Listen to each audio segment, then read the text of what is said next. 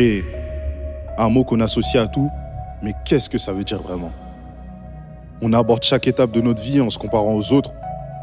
On chute, on se relève en se disant qu'on n'a pas le choix. Et je me dis qu'il n'y a plus ailleurs de toute façon. Pas le droit de se plaindre par la peur d'une faiblesse visible. De toute façon, les autres sont meilleurs. Ha. Les autres, mais attends, c'est qui les autres? Je me donne des raisons d'échouer alors que la solution est sous mes yeux. Entre ego mal placé et principe erroné. Créer. Un mot qu'on associe à tout, mais qu'est-ce que ça veut dire vraiment? Ça veut dire prendre possession de sa vie, animé par j'ose. J'ose. J'ose faire le premier pas. J'ose m'ouvrir au monde. J'ose partager sans compter. J'ose te dire, révèle ton talent.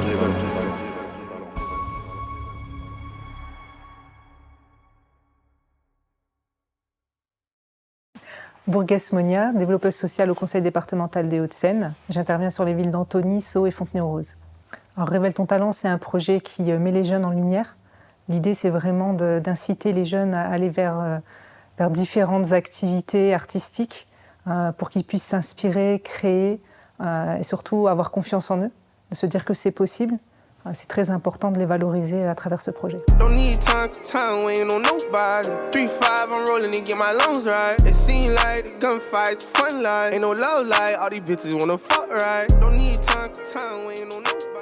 Je suis directrice artistique de la compagnie Flies. C'est une compagnie de danse urbaine qui est basée dans les 92 à Issy-les-Moulineaux, mais qui a une action en fait assez large dans les départements, la région, voire en France et à l'étranger. C'est une association qui agit dans la culture hip-hop. Et en fait, on a plusieurs pôles, comme les pôles de création chorégraphique, donc on crée nos propres spectacles. On a aussi un pôle d'éducation où on donne des cours, où on forme professionnellement des jeunes. On est centre de formation Calliope. Bras droit. Tu vas aller chercher quelque chose à côté de ton bras. Et en fait, il n'y a rien, mais tu attrapes ton menton et tu le bouges de l'autre côté. Donc la personne qu'on avait mis sur le projet, c'était Mia, donc une danseuse chorégraphe. Donc il faut savoir, c'est une danseuse internationale. Elle fait pas mal de clips, elle danse pour des artistes, mais aussi elle défend certaines valeurs qui sont justement la transmission, l'entraide et la valorisation de tout type de personnes. J'ai animé un atelier pour l'événement Révèle ton talent. Donc les buts, c'était d'amener des jeunes sur scène, des gens qui potentiellement n'ont pas été sur scène, et voilà, leur amener faire l'expérience.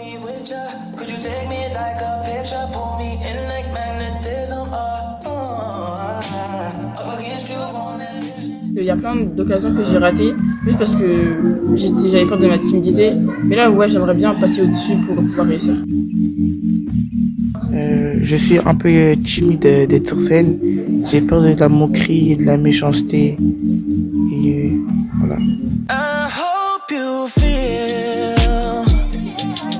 Tu prends tout l'espace, mais très doucement. J'ai voulu qu'ils ressentent que c'était leur moment, leur chorégraphie. Que c'était pas moi qui leur imposais quelque chose, mais ce que je faisais, ça venait d'eux. Et je me suis dit, j'ai envie qu'on les entend, j'ai envie qu'eux-mêmes s'entendent, parce que parfois, même eux, entre eux, ils ne se parlent pas. Et du coup, je pense que le fait d'entendre aussi les autres, de dire, ah mince, mais en fait, ce que je vis, les autres le vivent aussi. Je pense que ça... Je me dis, j'espère que ça a été pour eux un peu une belle surprise d'entendre qu'ils ne sont pas seuls, qu'il y a d'autres personnes qui pensent comme eux, qui vivent les mêmes choses, et que voilà, être ensemble sur scène, c'est un défi pour tout le monde, mais c'est aussi une réussite pour tout le monde.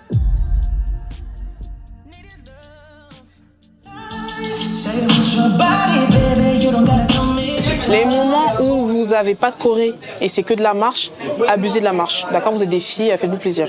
Vraiment kiffez le moment, d'accord?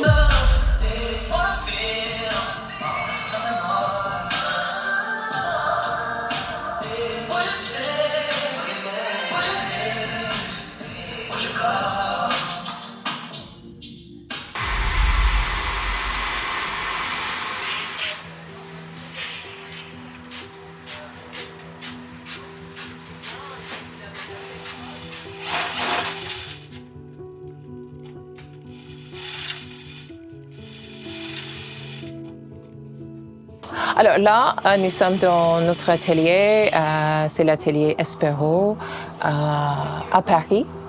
Nous avons 2 ateliers, dont un à Antony, dans les Hauts-de-Seine, qui était notre premier chantier d'insertion, où nous avons une vingtaine de personnes qui sont dans notre dispositif. Et ici, nous sommes dans un bâtiment où 2 étages sont dédiés au textile et développement durable, soutenu par la ville de Paris. Aujourd'hui, je vous accueille dans cet atelier pour qu'on puisse parler de couture, heureusement. De couture. Upcycling, d'accord. Malheureusement, la mode, c'est une des industries les plus polluantes du monde. La nature, elle est, je crois, assez malmenée. Et dans l'univers de la mode, on a une prise de conscience assez flagrante, puisque ça a changé. La façon de concevoir la mode, de concevoir même les matériaux, de concevoir même la consommation. À travers cet atelier upcycling, on veut apprendre aux jeunes à réutiliser leurs vêtements. Donc ils ont découvert, mais ils ont aussi pratiqué durant une après-midi aux côtés de professionnels talentueux qui ont partagé leur amour vraiment de la mode en leur inspirant justement de nouvelles découvertes. La valeur et la démarche que j'essaie de transmettre à travers du upcycling, c'est de montrer qu'on peut encore et toujours se réinventer en essayant de continuer à créer avec ce qu'on a déjà. Ce qu'il y a de bien justement avec le upcycling là, et avec tout ce qu'on peut faire avec des vêtements de récupération, c'est de pouvoir faire de la création. Là j'aime bien parce qu'il y a quand même de la texture, il y a quand même quelque chose pour quelqu'un qui au départ n'était pas du tout partante. Parce qu'elle m'a dit on va faire quelque chose. Je dis ben si, comme tout le monde. Une fois qu'on est entré ici, c'est le piège. C'est un styliste qui travaille depuis très longtemps chez Espero et qui vraiment a une pédagogie propre à lui, d'être à l'écoute des jeunes, de comprendre chaque personnalité, parce que les profils que l'on a dans le projet Révèle ton talent, ce sont tous les jeunes du département des Hauts-de-Seine, peu importe qu'ils soient étudiants ou jeunes sans profession, encore en quête d'insertion. Voilà, donc il va s'adapter en fonction de chaque profil. Pour moi, l'upcycling, c'est quelque chose qui est dans l'air du temps. C'est une démarche, c'est plus qu'un concept. Avant, c'était quelque chose de très ludique qu'on pouvait faire en animation, en parallèle d'autres choses. Maintenant, c'est quasiment au quotidien. C'est pouvoir réutiliser, récupérer, éviter de jeter. On le retrouve même en cuisine, où on récupère, on évite le gaspillage. C'est un art de vivre maintenant, l'upcycling.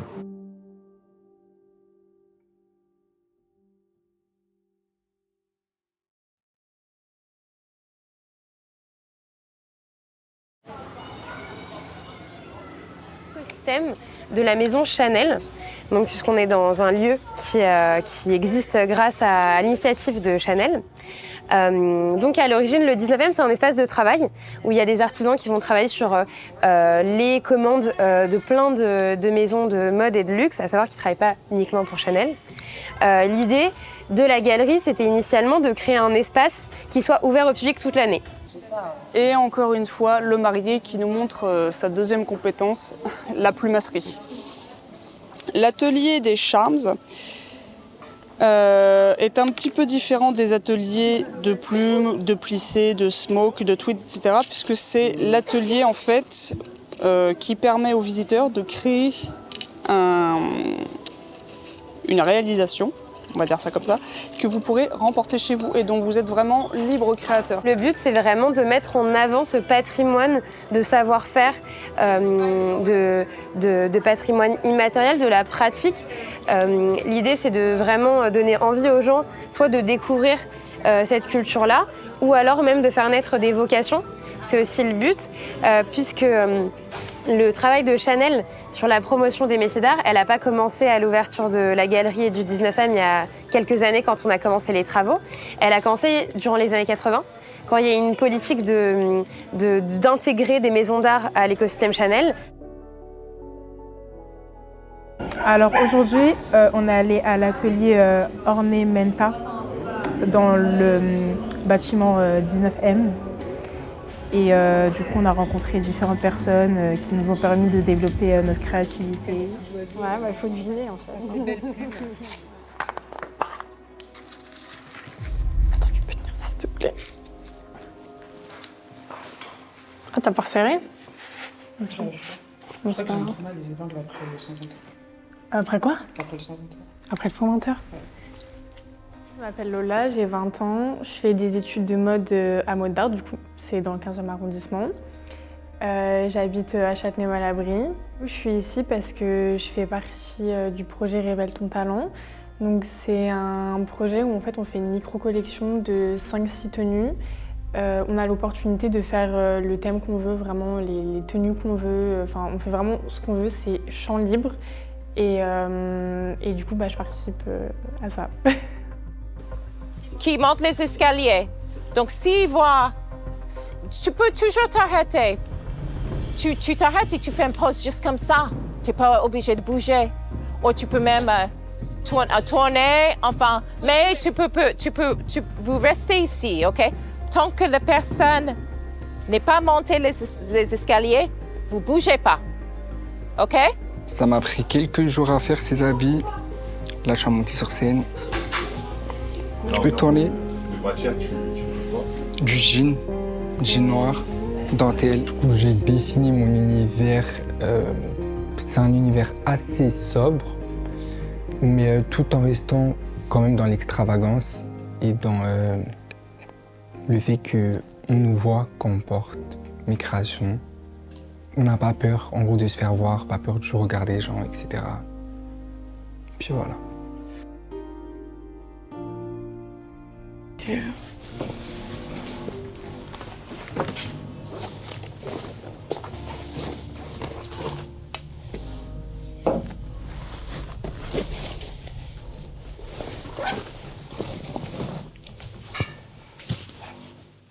Alors comment je décrirais mon univers? Donc mon univers il est surtout inspiré de mes origines italiennes, donc italienne et roumaine. Donc c'est un univers qui va être riche d'ornementation, donc beaucoup de bijoux.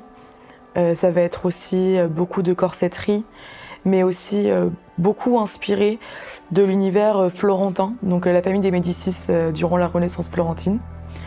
Donc voilà, mon univers, il est vraiment, s'apparente vraiment à mes origines italiennes en particulier.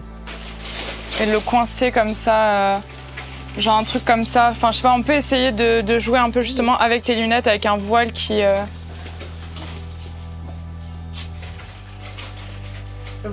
À méditer. Mais t'as d'autres bottes noires sinon? Oui. Comme ça après je vois, parce que j'ai vraiment peur que genre il y a un truc qui gâche tout genre. Le monde de la mode c'est un monde qui est extrêmement vaste, il y a plein de trucs qu'on peut faire. Mais moi ce que je veux faire plus tard, ce que je me vois faire plus tard en tout cas, c'est habiller les personnes célèbres. C'est vraiment ce que je veux faire en fait. Si je veux pas faire autre chose, je veux faire ça. Je veux pas faire ça et autre chose, je veux vraiment juste faire ça en fait. Arcoda, c'est une jeune qui est de Fontenay-aux-Roses, qui m'a été proposée par une structure de prévention il y a quelques années. Elle recherchait un stage dans la mode, donc j'ai pu la mettre en lien avec l'association Espero. Il y a eu un coup de cœur de Maya quand elle a vu son travail, ses dessins. C'est une jeune femme très talentueuse et mystérieuse, donc elle ne cesse de nous surprendre. Et voilà, c'est une jeune fille qui est très passionnée, elle fait un vrai travail de recherche sur elle-même, mais je pense qu'elle s'est découverte il y a quelques temps là, et elle est en train de tout exploser. Vraiment, son travail il est fabuleux. Donc elle travaille le crochet principalement. C'était Coda. C'était Ida Vangel pour Révèle ton talent. Et je vous laisse profiter du défilé.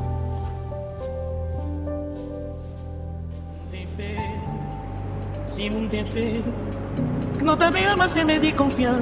Não era mais que só olhar de nós criança, tá toda brilhar de inocência. E na mente esgritaiada, temporal talvez também não. Je t'aime, amore, me diverti, e nelle arabilità, too much. Je t'aime, amore, me diverti, e nelle arabilità, too much.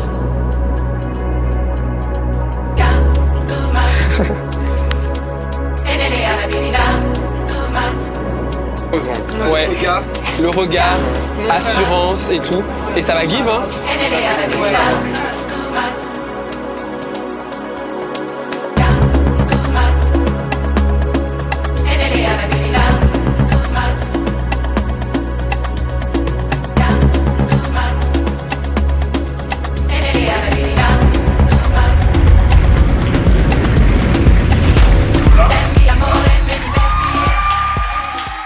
Je m'appelle Cynthia Molasso, je suis couturière et créatrice de la marque Anouka Paris.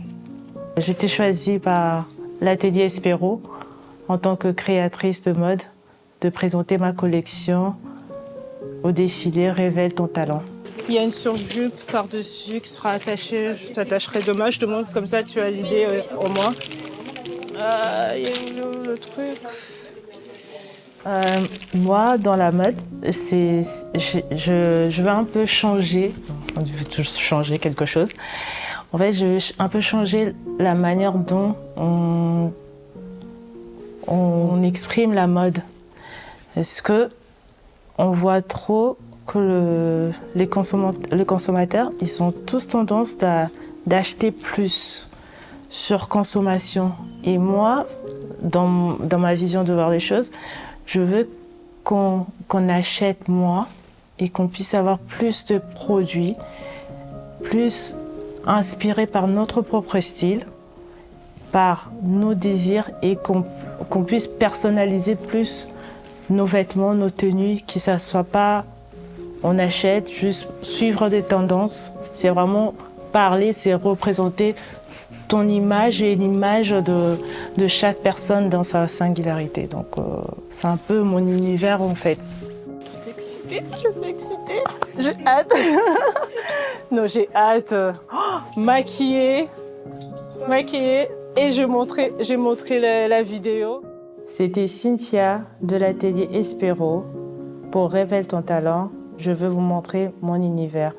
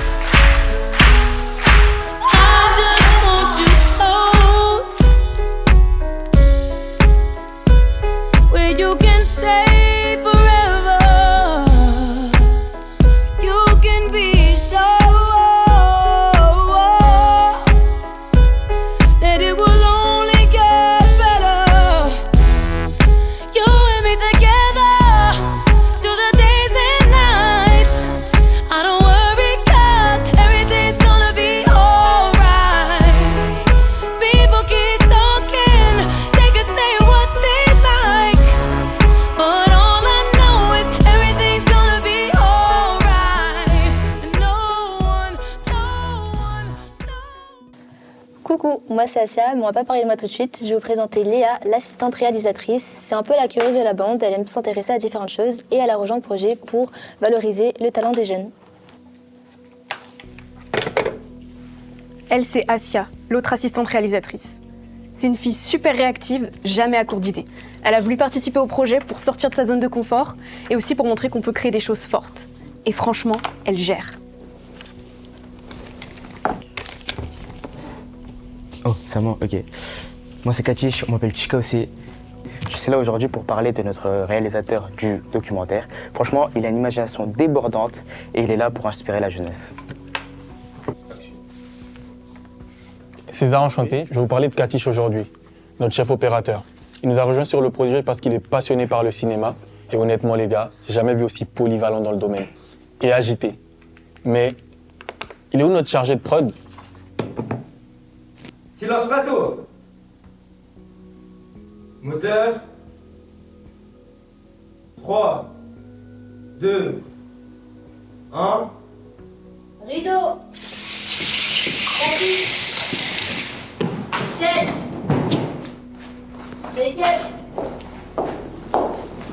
Tablette. Micro. Éclat. Et action. Bonjour, moi c'est Wilfried. Et comme vous l'avez compris, je suis chargé de prod. Mon taf, c'est de m'occuper de la logistique. Je gère le relationnel, la planification, et qu'est-ce que c'est sportif. Mais j'ai signé pour ça.